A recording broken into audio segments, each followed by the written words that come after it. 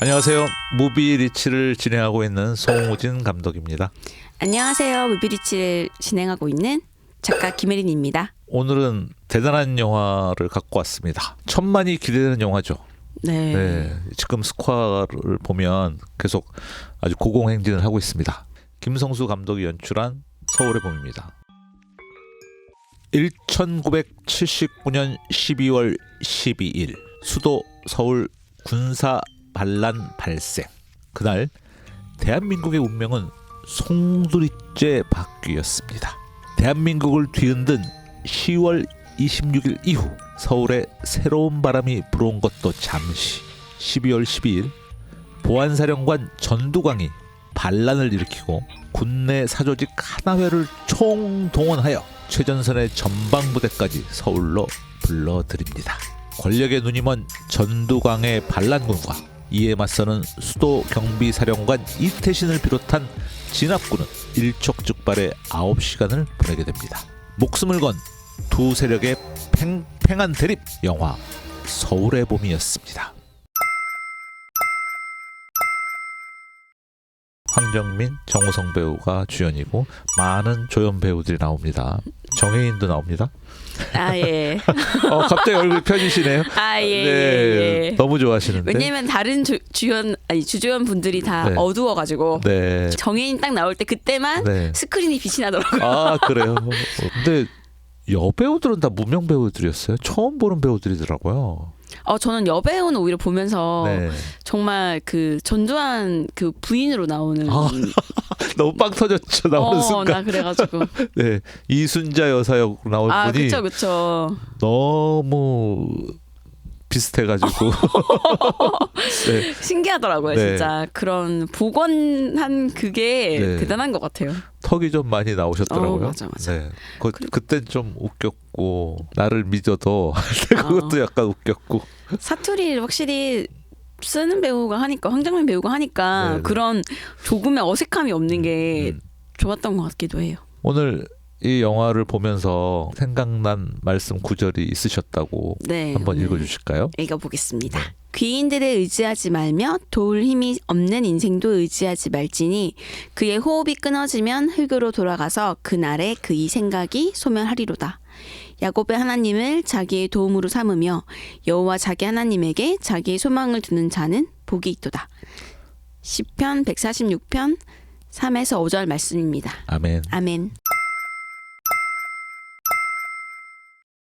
영화의 제목이 서울의 봄입니다. 네. 그러니까 사실 독재를 오랫동안 했던 박정희 대통령이 김재규 중앙정보부장에게 시해를 당하면서 이제 독재가 끝났다. 맞아. 이제 서울에 봄이 오겠다라는 기대를 갖고 있는 시민들이 많았었어요. 네. 그런데 이 영화의 소재인 12.12 사태가 벌어지면서 그 서울의 봄은 굉장히 늦춰집니다. 한 7, 8년이 그렇죠. 더 후퇴되죠.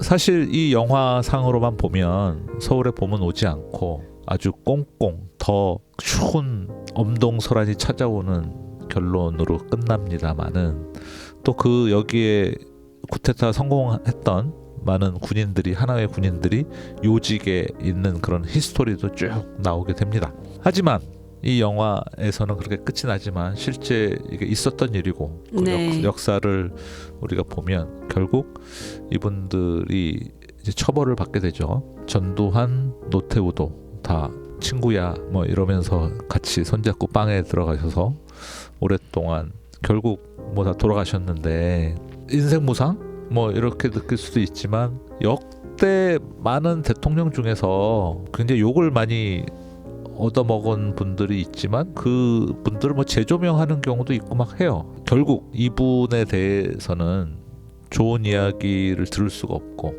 그 마지막 돌아가시는 부분도 굉장히 비참했던 것 같습니다.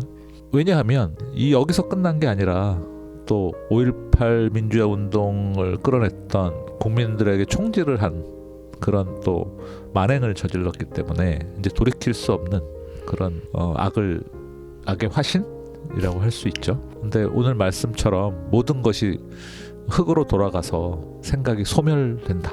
이런 말씀이 있는 것 같습니다. 물론 이 쿠데타에 저항했던 사람들은 어쩌면 이제 비참한 나머지 여생들을 보낼 수밖에 없었지만 결국에는 그분들이 승리자이고 그분들이 오히려 하나님께 픽업되는 분들이 아니었을까, 저는 그런 생각을 해봤습니다. 어떤 생각이 드세요? 저는 사실 이 구절이 떠올랐던 게 어쨌든 하나회라는 모임 하나회, 자체가 예. 자기들끼리 이제 하나 한 마음 한 뜻이 돼가지고 네, 네. 이거를 이끌어 나가잖아요. 그런데 잘은 모르겠습니다만 어쨌든 소망이 사람들에게 있고 이 권력에 있고 그렇게 자기들의 판단하에 이제 이런 일들을 벌이는 건데, 그러면서 영화 보시면 아시겠지만 무고한 사람들이 많이 죽고 주인공 이태신으로 나오는 사람의 정말 실제 인물의 그 인생도 되게 절망으로 빠지고 한 가정이 거의 다 파괴되거든요. 맞아요. 그런 거 보면서 이 사람들이 진짜 이때만 해도 이 권력을 우리가 잡는 것만 생각하고 그냥 그 하나만 보지만 마치 도미노가 넘어가듯이 많은 나쁜 결과들이 오잖아요.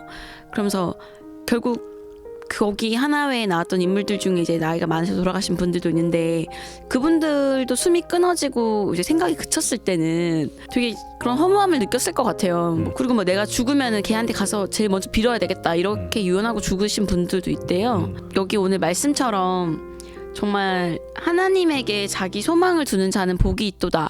이 말도 저는 일리가 있다고 생각하는 게 좀 극단적인 생각이지만 소망이 어디에 있느냐, 그 누구를 의지하느냐, 그런 게 인생을 가르는 것 같거든요. 네. 그래서 그 귀인들을 의지하지 말고 그 도울 힘이 없는 그냥 그런 사람들의 인생에도 의지하지 말라는 것이 그 어떻게 보면은 그 저희 주인공 전두광님께서 벌이는 그런 일들에 있어서 정말 딱 와닿는 말이 아닌가 싶고, 또 한편으로는 지금도 정치하시는 분들이 계시고 또 뭐 꼭 정치뿐만 아니더라도 회사에서도 뭐 사내 암투가 있을 수도 있고 뭐 세 사람 이상 모인 곳에는 늘 권력 다툼이 있잖아요. 네.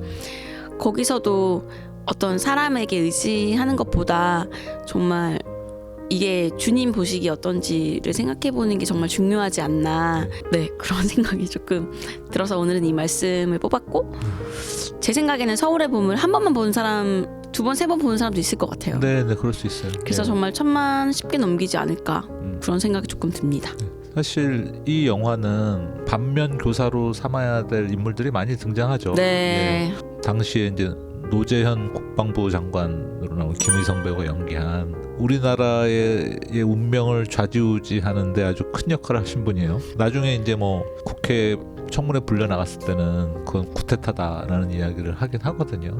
근데 어쨌든 그 당시의 판단을 잘못함으로써 우리나라의 민주주의를 후퇴시켰던 대표적인 인물이 되어버렸죠. 아마 그 후손들이 이 영화를 보면 되게 부끄럽다는 생각을 많이 할 것 같아요. 사실 그런 권력에 의지를 하게 된 거잖아요. 또 거기서도 뭐 꾸역꾸역 막 주머니에 넣어주는데 안 받을 수 없었다고 그런 이야기도 하고, 아직 안 뜯어봤다. 필요하면 네가 고가 써라. 그러니까 어떤 권력에 대한 욕망 이런 부분들이 화를 일으켰고 우리나라의 운명이 엄청나게 바뀌는 그 기로에 섰던 많은 인물들을 묘사를 많이 했어요. 그래서 우리가 이 영화를 보면 우리가 어떤 판단을 해야 되나, 어떤 삶을 살아야 되나, 추구해야 되나 이런 것들을 생각해 볼 수 있는 좋은 영화라고 생각이 됩니다. 그래서 네. 아직 안 보신 분들이 있다면 1000만에 기여하셨으면 좋겠다는, 저는 네. 이 영화사랑 전혀 관계가 없습니다. 아니 중고등학생들 요새 많이 가서 본대요. 이 역사를 알기 위해서. 저랑 그때 살 때 그렇게 멀리 떨어져 있지 않아가지고 총성까지는 못 들었던 것 같은데 어쨌든 네. 조금 기대했네요, 제가. 근데 사실 김성수 감독은 총소리를 들었다고 하더라고요. 예, 그래서 이 영화를 과연 재현 한번 시켜보고 싶었다, 그런 얘기를 했습니다. 우리 다음 주에도 좀 뭐 액션이 가미된 영화를 하려고 하는데 네. 괜찮을지 모르겠습니다. 네, 좋은 느낌이 들지 않습니다. 안 좋은 기분. 네. 어쨌든 다음 주에 다시 만나뵐 거 약속드리면서 여기서 인사드리겠습니다. 안녕. 안녕.